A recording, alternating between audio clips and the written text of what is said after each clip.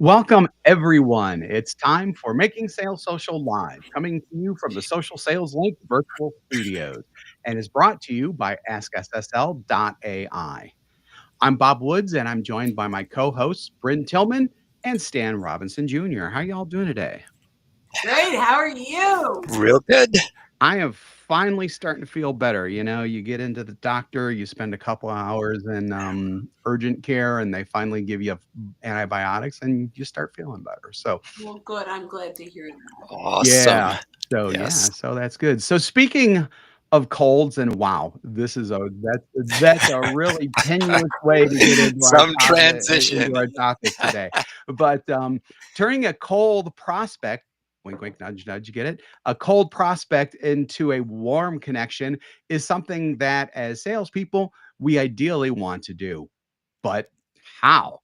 You need to go through 3 stages to build an authentic and genuine foundation that interests them, meaning your prospects, in your offerings and how you can assist them. So, before we get into those stages, any general thoughts on turning cold prospects into warm connections? So the first thing I think I would say on the on this topic, that's the word topic. Topic. Yeah, my brain. So the first thing I'd say on this topic around turning a cold connection into a warm connection, I think is about treating them like a human being, not like a lead. Right? We want to make sure that we approach connections on LinkedIn as we would if they were in a room. So often we'll say treat them uh treat my words are not coming out of my mouth the way they normally do. So tongue tied today. So rewind. Treat the person on the other side of the message the same way you would if they were on the other side of the table. Yeah. Sounds good to me. So um we actually have 3 stages to get into this, and then there are tips within those stages. So, the first stage is exactly what Bryn was talking about, and that's changing your mindset, which is really, really important. And while Bryn kind of did the 30,000-foot view of things there, let's get straight into the tips. So, tip number 1 is earning the right to get a conversation. And, we talk about that a lot, but I think it's really important because you have to change the mindset. And if you already think you have the right to a conversation before you even get started, then you've obviously just lost. And so many people think that they already have the right to a conversation before they actually get into the conversation. It's incredible. We see it all the time here when people are pitching us with their stuff. And so it's all about shifting your perspective from the potential value the prospect holds for you, which when you're starting the conversation, let's face it, is nil, to the value you can provide to the prospect. That's the approach that sets the stage for meaningful interactions, guys. Yeah, Stan, you want to Yeah. talk to that and I'll go last.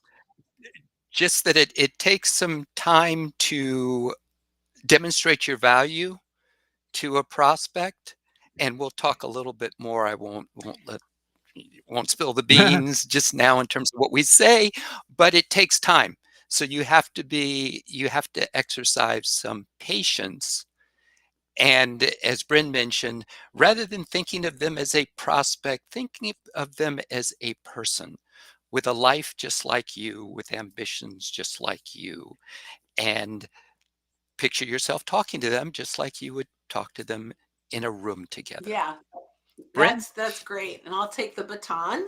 I feel like we should have a baton that we pass this time. Yeah, so earn the right to get a conversation really comes down to mastering the ask offer ratio. Well, it comes down to two things. So there's the mastering the ask offer ratio, which I'll talk about in a moment, and there's coming in through a warm market. So the best way to warm up a cold connection, earning the right, is through a referral, which I'm probably skipping ahead because I always do. So I'll table that. The second way to earn the right to get that conversation is providing so much value that the connection can't wait to get more value from you. And that's huge, right? So mastering the ask offer ratio is simply this. I am asking you to invest your time to consume my content. At the end of that invested time, there are 3 possible outcomes. 1, that was a bait and switch. It was a pitch. I thought it was going to be a value, but it's not. It's them only wanting to sell me. And that is not the way to start any relationship, let alone converting it. Like, you went from cold to frigid, right? Like, you're going the opposite way. You're turning them off to having any kind of engagement with you. The next one is neutral. And while this doesn't hurt you, it doesn't warm them up in a way that gets them interested in having a conversation. The third is compelling. And this is where we want to land. Compelling is simply this. We move them from spectator to engager, right? We move them, my tradition, I have to say it, it just comes out, from lurker to engager, but I like spectator to engager. We're playing with it. Guys, tell us if you're live, tell us in comments which one resonates better with you, or reach out to us if you're listening to this in the podcast and let us know. Spectator to engager or lurker to engager. Love to hear that. Okay, so when we master the ask offer ratio, we move them from just hanging out and reading to actually liking, commenting, visiting our profile, asking us to connect, accepting our connection request. And when we do that, we're earning the right to get to the next step. And we know who they are. And I probably took way too much time on one tip. So I think I love cold to frigid. So I was thinking about a car analogy. You know, if you pitch, if you do a bait and switch, it's like putting your car in reverse when you don't want to. I love that. So, And then, Bren, you mentioned neutral. It doesn't provide any value. It doesn't hurt you, but you're not going anywhere. And then put it in drive, which means you're offering value that's value to them. It's not value in terms of your product features, because a lot of sales reps, we tend to think in terms of features. That's value.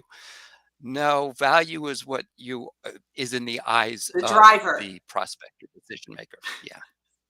So I love that. I really, really love that.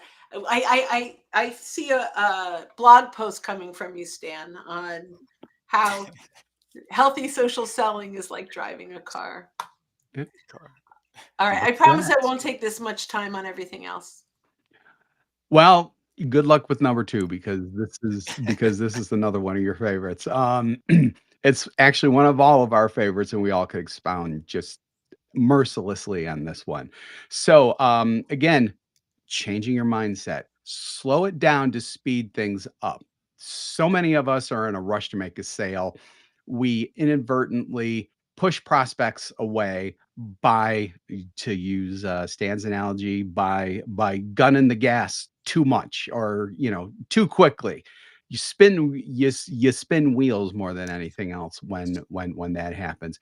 Embrace the idea that slowing down your outreach can actually speed up your desired outcome, which, if you've listened to us before, you've heard that phrase before. So when you take time to nurture connections, you create a space for genuine rapport to develop. And I do think that that's a really good place to bring in Stan's analogy and do it further, because if you're just mashing down on the accelerator, I mean, you may get going eventually, but what happens initially, yeah, your tires just end up spinning and you don't gain traction at all. Or you miss your destination completely. Yeah. Exactly. Oh, we're gonna have fun with this, Stan. Oh, yeah. Yeah, Stan, you started miss your something. So let's each of us take one of them because we have so many. So that was yours, Bob. Assign Okay. number 3. Okay. Am I gonna intro them and then just toss to Yeah, someone? well, then just assign it to one of Yeah. us. All right, Stan, this one's no, Bryn, this one's yours. Okay. Tip number 3, detach from the Oh, yeah, sale. that's mine. Okay, yeah, that's your yeah, that's yours. Go ahead. All right. So it is so important that if you really want to convert cold connections to conversations, you can't be in pitch mode or sales mode. So you have to detach from what the prospect is worth to you and attach to what you are worth to the prospect. And to Stan's point, it's in the eye of the prospect. They're the ones that determine whether this is valuable or not. So, absolutely, hands down, when you are converting connections into conversations, it can't be connections into prospects, right? It's got to be connections into meaningful conversations. Okay, we'll go next. All right, tip number 4, this one's gonna go to Stan. Leveraging AI and your voice. So this isn't just about AI. You have to bring your voice in, Stan. Yep, AI has become the easy button for too many of us. And we always talk about the fact that your voice is what makes you authentic. So, yes, absolutely leverage the power of AI for so many different, for writing, for research, et cetera, et cetera. But when it comes to publishing content that AI has helped you with, make sure you work with it to put it into your own voice so that it sounds like you. So do not copy and paste what comes out of any AI tool. You have to put it in your voice. Now, we do have a tool that helps you do that. We We have do. a framework. We Yep, have a and an framework and entire yeah, framework. yeah, we have both of Yeah. those. So And it's like I say before, and I keep bringing this up to people, even to other, AI experts and people who know a lot about AI. And even with the tools and the frameworks that we have, the ultimate kind of final check before you put anything out there in terms of content, in terms of messaging, in terms of whatever, read what you are going to put in there out loud. Mhm. Because if it doesn't sound like you, and if it sounds like a robot or it sounds like a computer, then guess what? In the mind of the person reading it, you are the robot, you are the computer, you are AI. And believe me, people are picking up on that. And like Stan said, so many people are viewing AI as their easy button. It's almost a too easy button, if that's a thing. And I guess it's the thing now because I just said it. So, yep, go So, ahead, Brian. yeah, I'm just to close this out really quickly. Instead of asking AI to write it for you, ask AI to interview you. That's the key. That the big difference is instead of saying, go write this, say, you are my interviewer who will be ghostwriting my content. And then our magic little phrase is ask me all the questions you need to complete this task one at a time. When you have that combination is you are the interviewer, AI interviewing me, and then ask me the questions, it becomes a lot it'll sound a lot more like you right away. And by the way, okay, I have to put out a plug. Go to promptwritingmadeeasy.com. Today, it's a wait list for our new book that the three of us have written. It is now in formatting and almost ready to hit the Amazon and the bookstores. So promptwritingmadeeasy.com, and that will give you our whole framework and structure. Sorry, had to throw it out there. I had to throw it out. Had to throw it out. Oh, and Tara, French in comments. She says she likes spectator to engager, going back to earlier. So So I think we have to move to that got some because it really feedback. is more in our brand. It's just a word that doesn't come to mind fast enough. But thank you yeah, very I much. yeah, I agree. Which is why we need A mind shift, a mindset shift. That is our Which is mind what shift. we're talking about. Yes, All right. exactly. I love it. So, second stage, you have to find out where your prospects are hanging out. And in this case, obviously, we're talking about online, but there are ways to do that. So I'm going to take tip number 5 really quick, and y'all can comment Yep, if you want please. to on that. Um, there are content creators out there that people follow, that your prospects follow. You have to find them though. So you need to find the influencers and content creators who are resonating with your target audience. So what do you do from there? You engage with their content. You engage with their commenters as well. So not only are you putting up your own comments, reacting to what that influencer has posted in terms of their original post, you can comment with the people who are commenting as well to get those conversations started.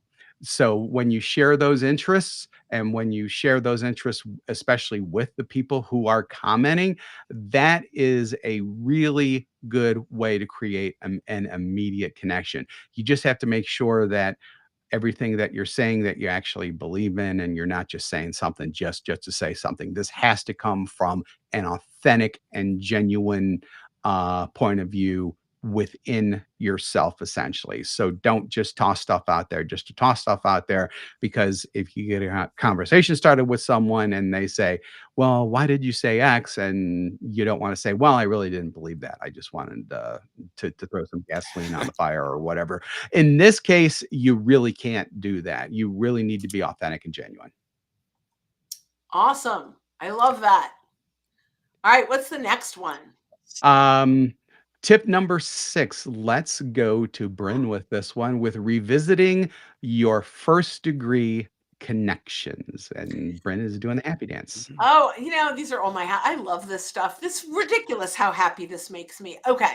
So here's the thing, and we're all doing this. We're all doing this. We are ignoring first degree connections. You probably have hundreds, if not thousands, of connections, yet we're out there prospecting net new all the time. I know that we're talking about how do you turn a cold prospect into a conversation, but a lot of the people that you are connected to as a first degree connection are cold, right? We've been ignoring them. So export your connections or search. And even in the free, the search is amazing what you can do with your connections. Mhm. Search your first degree connections that meet your ideal prospect criteria and really start to engage with them. And if I'm going ahead, I apologize, but we can engage them by inviting them to vote on a poll, or asking them to comment on content that would share their expertise, or send them a little video message. Just say, hey, it's been a while since we last connected,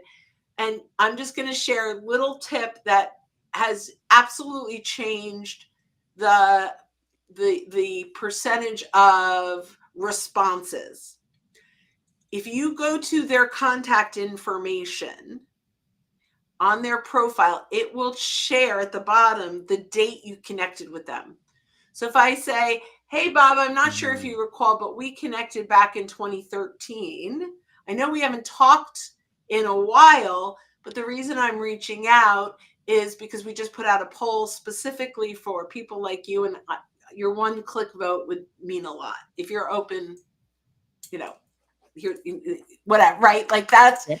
And so we're engaging with them in what matters to them. And by the way, when you ask them to participate and share their perspective, that matters to them, right? So, but this is where I'm going to go back to slow down your outreach to speed up your outcome. It's going to take you 10 more seconds to find out the date that you connected with them.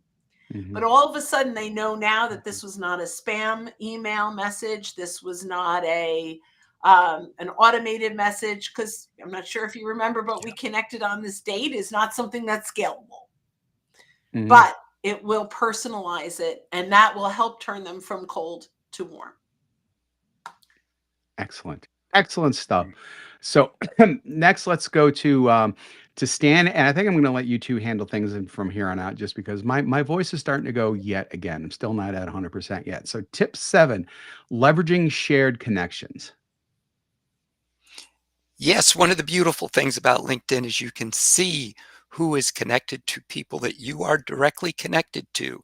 And you can also do some searches on filters like title and location and industry and so forth. So, as Bryn mentioned earlier, the best way to start a relationship with someone is to be referred by someone else. And you can actually, I can go to Bob Wood's profile and search for who Bob Woods is connected to. As one example, when I find people of interest, I can reach out to Bob and say, "Hey, Bob, I noticed that you know Bren. I plan to talk to her in the next week or so. Can we hop on a quick call to see if you have any insights that you would like to share?" And you can actually do that with several people. That's very cool. And so that's one of the most powerful aspects of LinkedIn is your second degree Yeah, I connections. love that. That's awesome. And we have an anonymous user saying hi to all of us and hello back. But your settings are not allowing us to see who you are. So if you want to share, Sorry about that. yeah, who you are, we'll give you a shout out. And I appreciate my friend Mahesh putting out a message here too, that he loves talk about the detach from what the prospect is worth to you perspective. Yep. Absolutely. So Okay. now let's go. So now we're into the third stage. Now we have these people interested in starting the conversation. So, we're going to talk about starting the conversation. Before we get to that, though, just keep in mind this is not an opportunity to pitch. We are not immediately pitching once we get the conversation. So, again, that's a mind shift for a lot of people. But as we go through the tips here, you'll understand why we're saying that it's not a pitch opportunity. Instead, Bryn, why don't you take this one? It's all about the question, answer, and insight tactic. Yeah, so this is such a great way to engage and asking a question. But if you ask a question that feels like it's a pitch, you're going to lose, right? You're going to absolutely you're going to they're going to know immediately. But if you ask a question based on content they shared, or really love the post that you put out on X, Y, and Z. I'm not sure. Do you follow this person? Because I have some in similar topic, but I have a great a podcast they were on that you might enjoy. So the question is not a discovery question. It's a question that will lead back to something that's of value to them, right? So you ask the question, is this someone you follow? And they answer, oh, I don't. Oh, well, I have this podcast I mentioned. If you're interested, I'm happy to send you a link. And now I'm sharing insights or value without it being a pitch. So I think that's a really great way to turn a cold connection into a warmer conversation really quick, because I have 6 minutes before my next call. So we're gonna speed this up or I'm gonna leave and you'll close it out without me. But the question answer insights, if you like that influencer perspective, you can search your first degree connections that follow Mark Hunter, or your first degree connections that follow Victor Antonio. So then we can go grab content and say, hey, I noticed you follow this person. Recently listened to a podcast, which I did just listen to an amazing podcast from Victor yesterday. But I just listened to this podcast. If you're interested, I think you'll get a lot of value from it because of this reason. I'm happy to send this. And we're warming them up around someone they follow. So Excellent, excellent stuff. So let's get to tip 9 now, and Stan's going to bring that to us. Bring enough value to spark interest. So you're not just asking questions. You are not just, you're yeah. you're you're doing more than that. You're bringing lots of value, so much value, Stan. So Bryn alluded to one of the ways you can bring value, which is by sharing content that you think would be relevant to them. It could be a podcast, it could be a video, etc. But that implies that you know them well enough to know what will be of value to them. And that's one place, by the way, that using AI for research can help. You can dig into what would be of value to people in different roles. Um, Introducing them to someone that they may like to meet, if you have an opportunity to do that, that is powerful. Now, not always possible, but just keep your antenna up for those types of opportunities. But the main thing is to give, give, give without asking. They know what you do. So when you're offering value to them, whenever they're ready for your solution, you're going to be the first one they call. They may not even think about contacting anyone else if you've offered enough value to them and built that So relationship. we do this by offering our free library at socialsaleslink.com/library. We have lots of resources, lots of content, and we do this in our lives. Like, we're hoping we bring you enough value that you'll want to sign up to our free library, and then from the free library that you want to come to one of our coaching events. And and so all of this, even from our perspective, is we want to earn the right to get you closer and closer into our community in whatever way that looks like. And we try to do this by offering extreme value in everything that we do. Instead of, and I know I pitched the book in this, which I know it's a pitch. I didn't mean to do that, except I'm so excited about it. But ultimately, hopefully we've earned the right for you to care about the book. Exactly. So now, everybody, go out, adjust your mindset, and use these strategies that will help you achieve your goal of turning those cold prospects, into warm connections with relationships that are built on value, trust, and mutual benefit. And thanks for joining us for this episode of Making Sales Social Live, sponsored by AskSSL.ai. If you're with us live on LinkedIn or YouTube right now, we do these every week, so keep an eye out for our live sessions.